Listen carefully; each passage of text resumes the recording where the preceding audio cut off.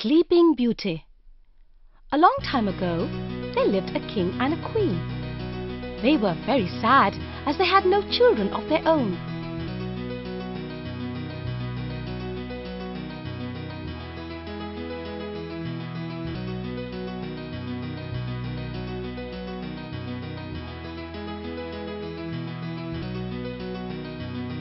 One day, the queen was sitting near a pond in the castle garden.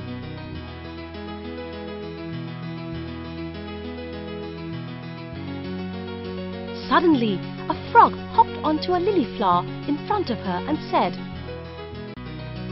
"Your wish will be granted. Before a year has passed, a daughter will be born to you. Croak, croak."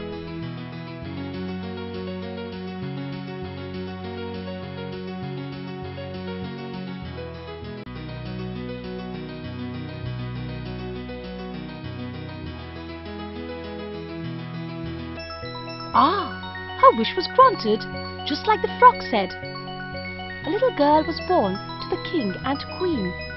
They were so happy that they ordered a grand feast to be held to celebrate the event.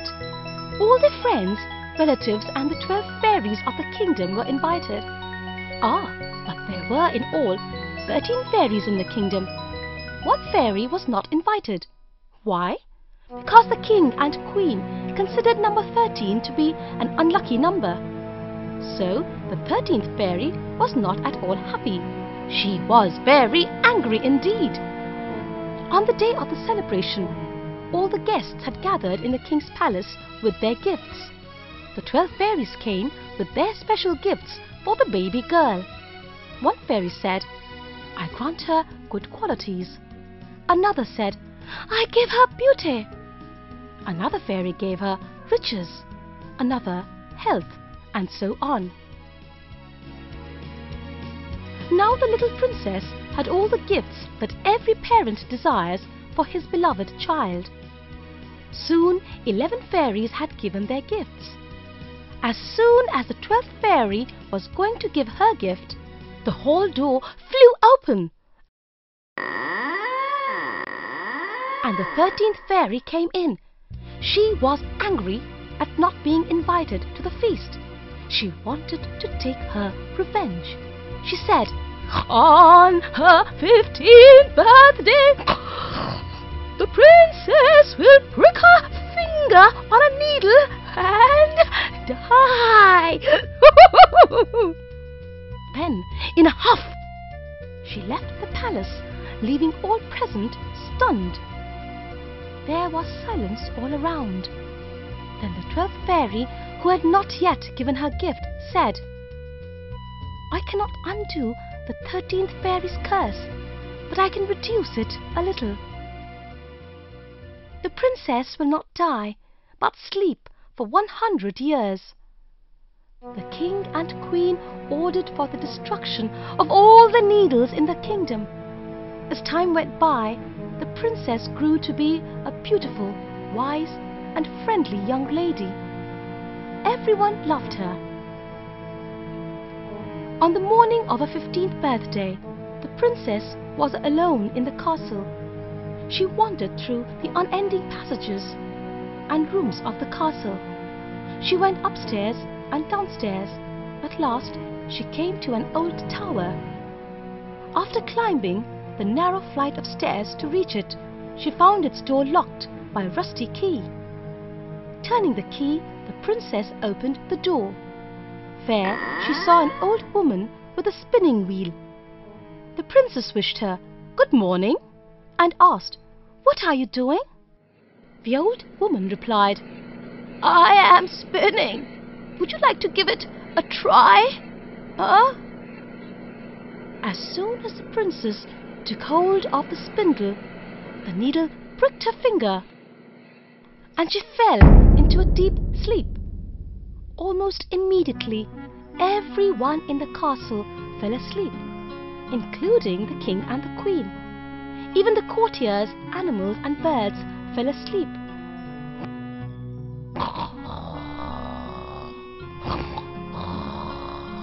A thick hedge grew around the castle, and soon not even the flag on the highest tower could be seen. Throughout the land, the story soon spread of a beautiful princess who was asleep in a lost castle, where every living creature lay motionless in deep sleep. Many brave princes came and tried to break the spell, but could not succeed.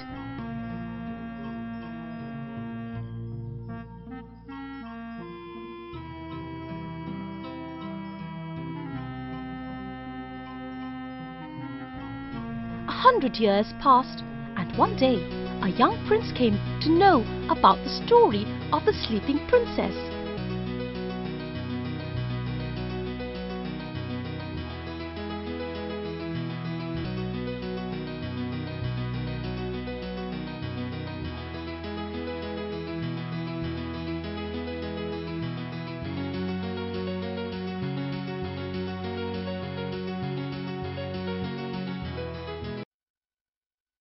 He was very brave.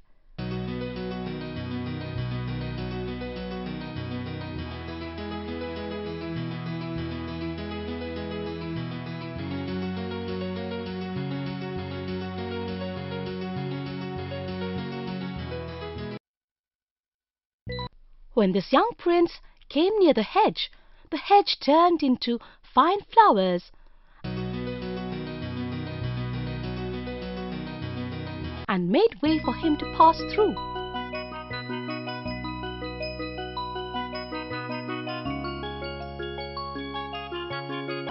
In the courtyard, he found horses and dogs lying fast asleep.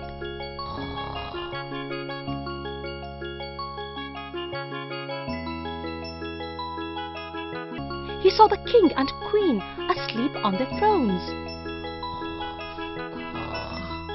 The prince searched the castle and at last he reached the old tower and opened the door of the little chamber.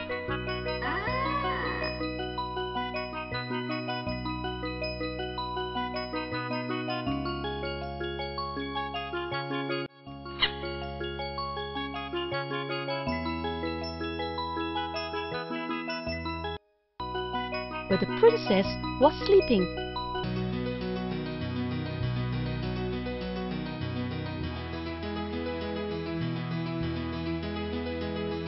She looked so beautiful that the prince could not stop himself.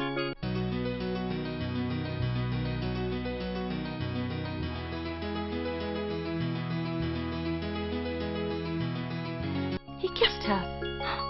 Lo and behold, as soon as he did so, the princess opened her eyes.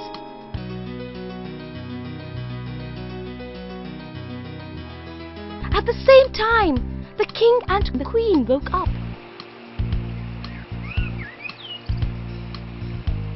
Soon all the living creatures in the castle woke up.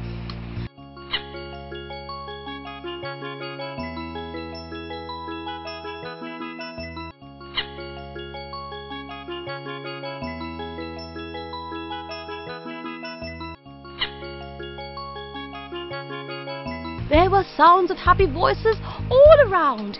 It was as if all was well the way it was 100 years ago. The prince and the princess fell in love and soon got married.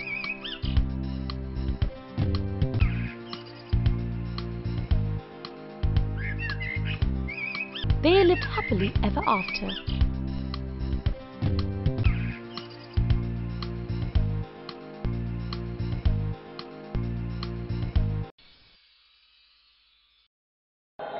The Tinderbox. Once a soldier came marching along the road. He had a canvas bag and a sword.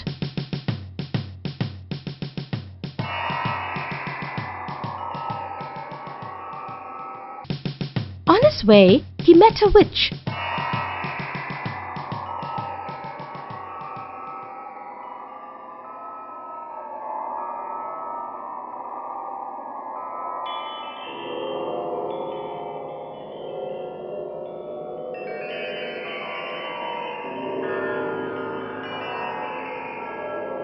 Who offered him money in return for a favor. The witch said, "You have to climb down into that large tree with the big hollow trunk. You will find 3 doors inside. In the big door, you will find a dog with big eyes. He will be sitting on a large chest. You have to put the dog on my apron. On opening the chest, you will find many a copper pence, and yes, you can have as many as you like. If you want to have silver, you will have to go in the second door. There, once again, you will find a dog with big eyes. If you want gold, then you will have to go in the third door, where again you will find a dog with big eyes."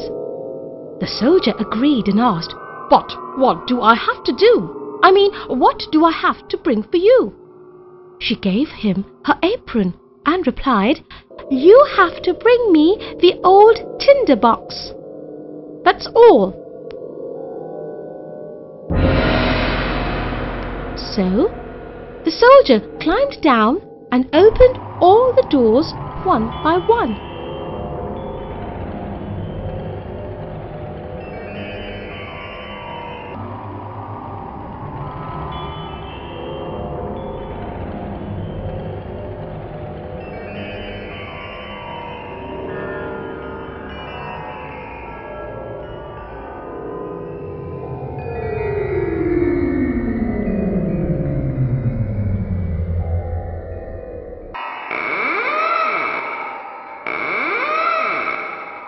He placed the dogs on the apron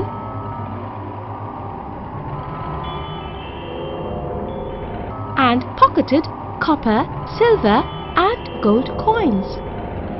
Indeed, he filled his pockets, boots, and even cap with the coins.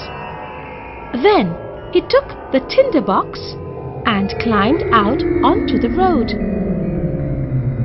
The soldier asked, "What are you going to do with the tinder box?" The witch did not respond.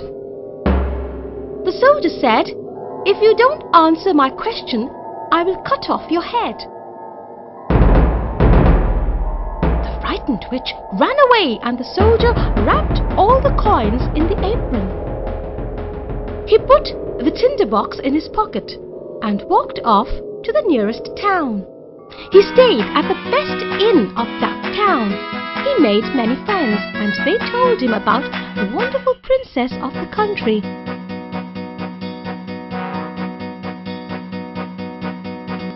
The soldier asked, "Where can I see the princess?" They replied, "Oh, you can never see her. She lives in a palace which is surrounded by towers on all sides. Only the king can go there, as he fears that his daughter will marry a common soldier." The soldier said, "I want to see her." By now, he had spent all his money. One evening, he took out the tinder box and struck a few sparks. Suddenly, the box opened and a dog with big eyes stood before him. The dog asked, "What is your order, sir?" Now the soldier understood that if he struck the flint once, the dog from the copper chest would come to him. If he struck the flint twice, then the dog from the silver chest would come, and if he struck it thrice, the dog from the golden chest would come to him.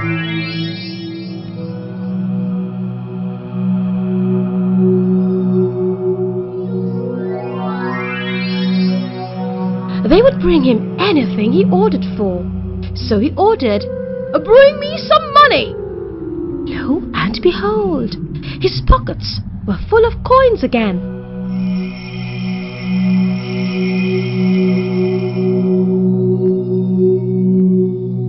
One night, the soldier desired to see the princess. He struck the flint, and a dog with big eyes stood before him. The soldier ordered, "I want to see the princess." the dog disappeared and returned immediately with the princess. She was so lovely that the prince kissed her.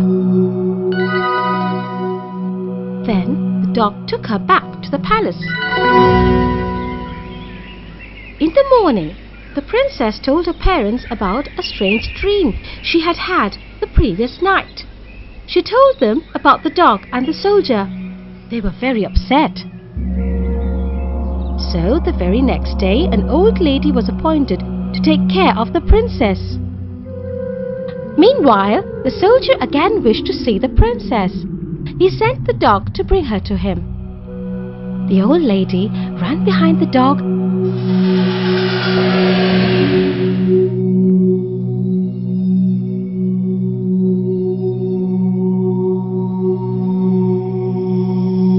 and she marked a cross on the door where the princess was taken to. Then she came back and went to sleep.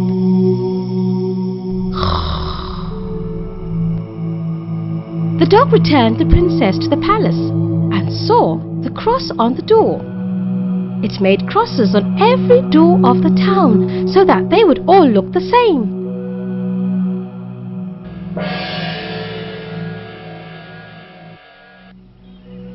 Next morning, everybody in the palace went to find the soldier's house, but they were confused to see all the doors with crosses in them. Now, the queen was a clever woman. She tied a bag filled with wheat grains around the princess's neck. Then she cut out a corner so that the grains might fall on the way. At night, the dog came again and carried the princess on his back. He took her to the soldier, who now wished to marry her. The dog did not see the grains on the way, as it returned the princess to the palace. Next morning, the soldier was caught and put in prison. He was to be hanged. The soldier was upset, as he had left the tinder box behind.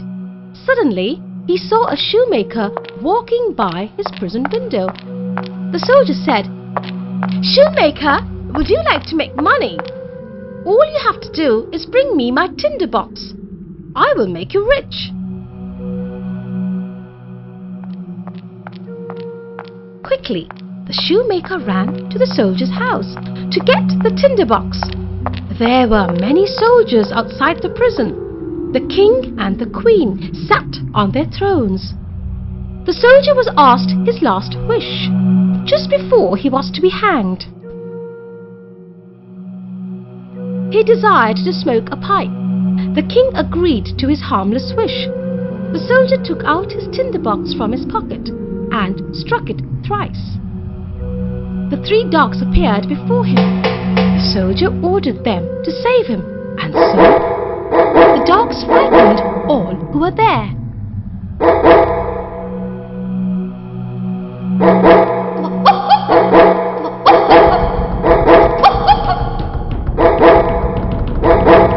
The king and the queen were scared too. So they agreed to marry their daughter, the soldier. The dogs were present at the wedding. The soldier and the princess lived happily ever after, for the princess too fell in love with the soldier.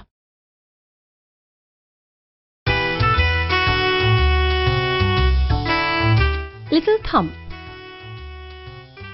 Once upon a time there lived a woodcutter and his wife. They had 7 children.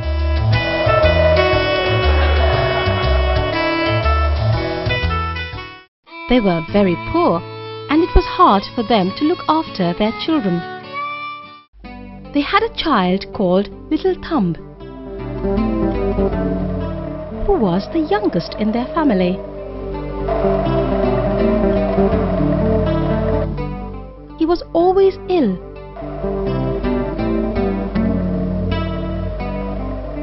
And his size was no bigger than one's thumb.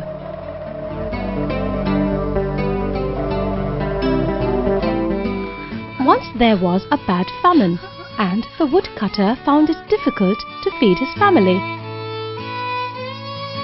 One night, he decided that he would leave his children in a forest, and they would somehow have to look after themselves.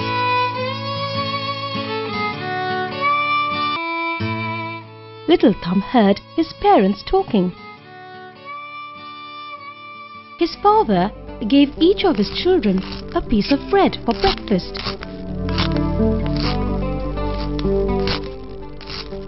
Little Thumb had an idea. He thought of throwing small bits of bread along the way.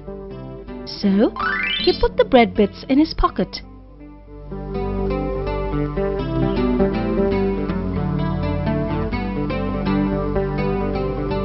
The family went into the forest and the woodcutter began his work. The children also helped him. When the parents saw that their children were busy, they quietly went away, unseen. They were unhappy at what they had done to their children. When the children came to know that their parents had left them in the dense forest,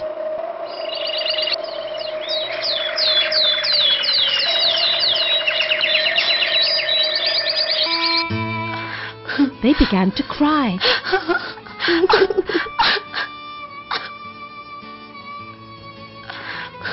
But Little Thumb did not cry.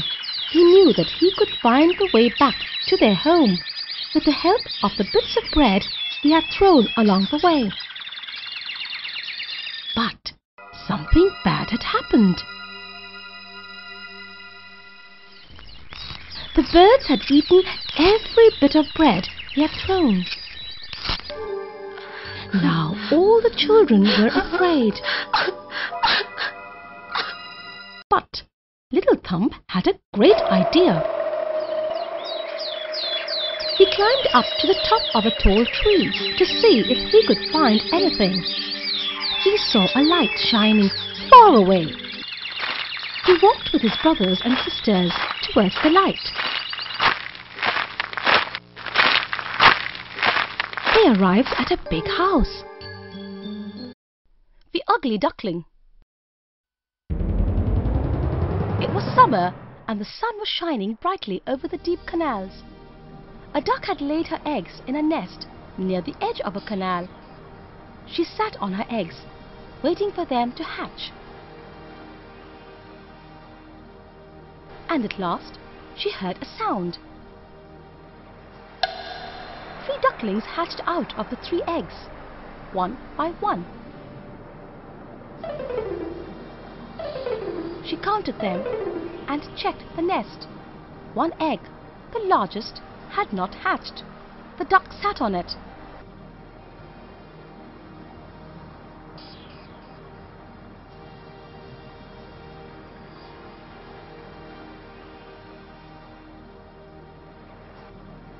The egg soon hatched,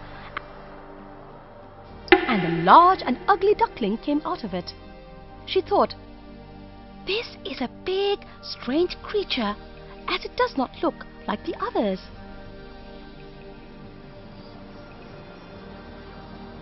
After a few days, they all went down to the canal.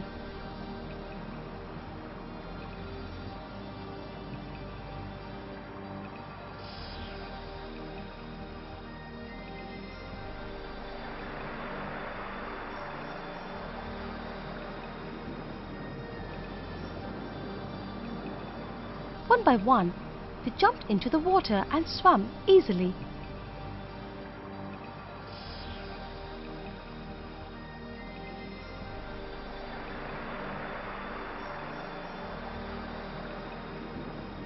The ugly grey duckling was also with them.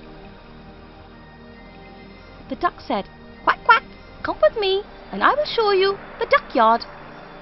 The other ducklings stared at the ugly duckling. They said, "See how ugly that one is! Quack, quack!"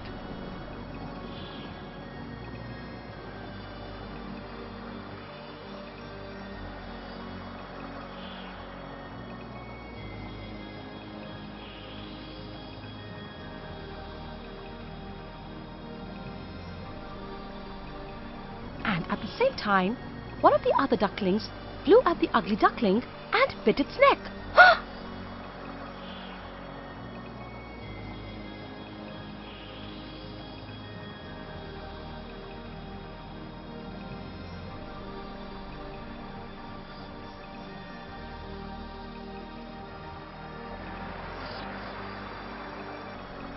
His mother said, "Leave it. It is not doing any harm." An old duck said to the mother duck, "You have fine children. They are all pretty except that one." The mother duck said, "I know that it is not pretty, but it is very good and better in many ways than the others." She stroked the ugly duckling's neck with her beak and settled its feathers gently.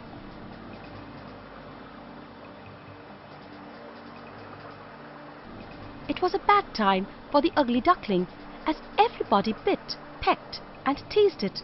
It was ill-treated by others, even by its family.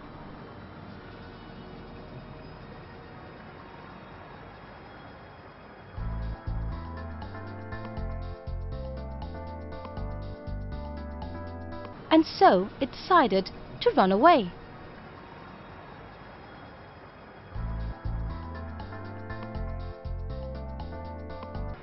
After a while, it reached a desert land where some wild ducks lived. It lived happily with them for 2 days.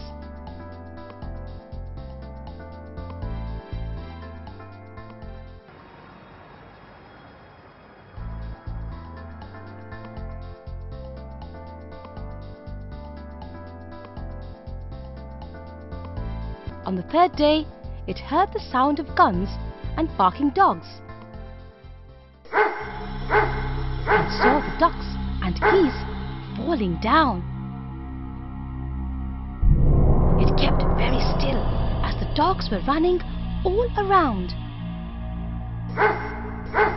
The fierce dog thrust its nose into the duckling's face and ran off. The ugly duckling ran away from there. It reached a little hut.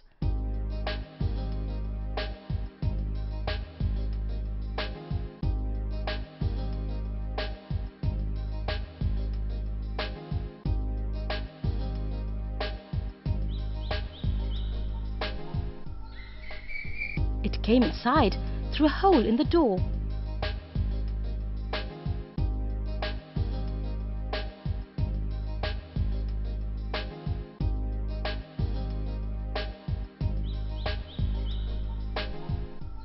This hut belonged to an old lady. This woman had a cat and a hen.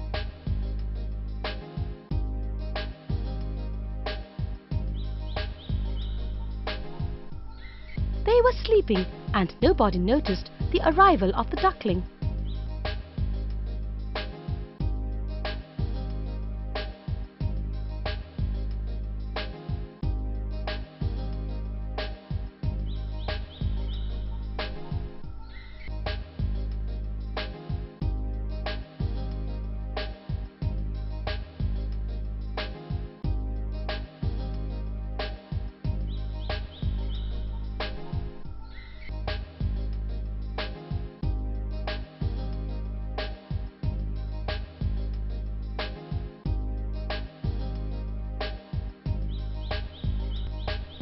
In the morning, the cat mewed.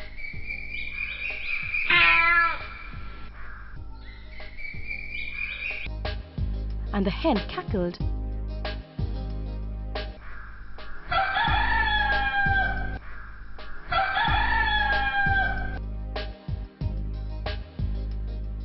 The old lady asked, "What's the matter, my dears?" She was not able to see properly and pretended that the duckling was a fat duck that had strayed away from its path. She said, "If this is not a trick, we might have duck eggs as well as chicken eggs."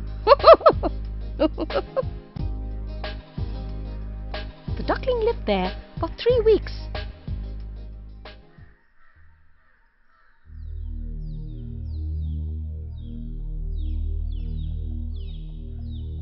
It was sad. It wanted to swim.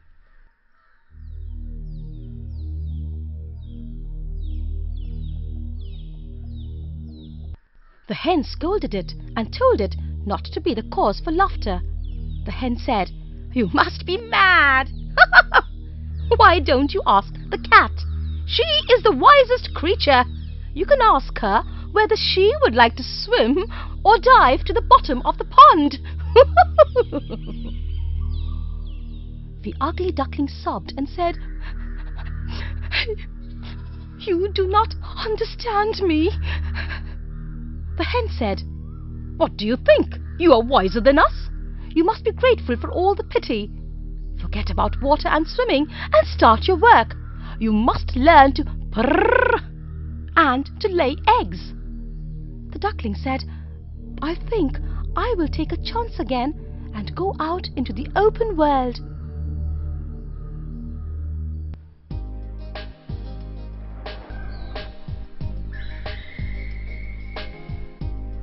It escaped and soon found water and swam happily.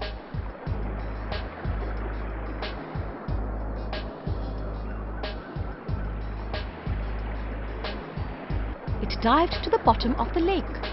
The animals it met did not care for it. It said to itself, "This is because I'm so ugly."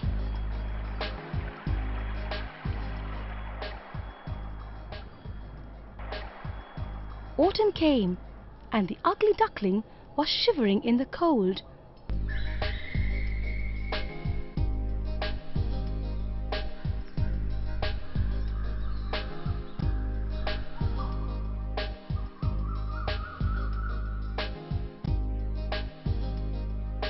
One evening, it saw some beautiful birds in the sky. They had white feathers and long necks. They were swans flying to warmer lands.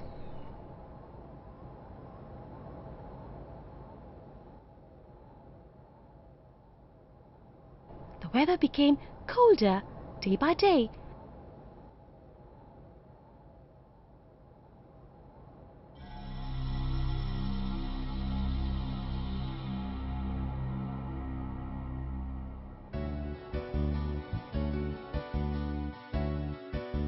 And the ugly duckling felt that it was going to die.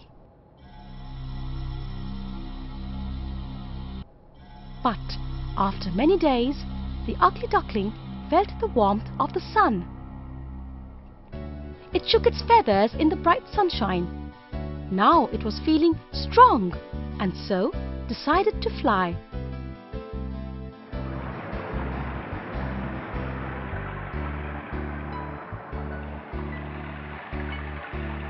It flew over the water and reached a garden.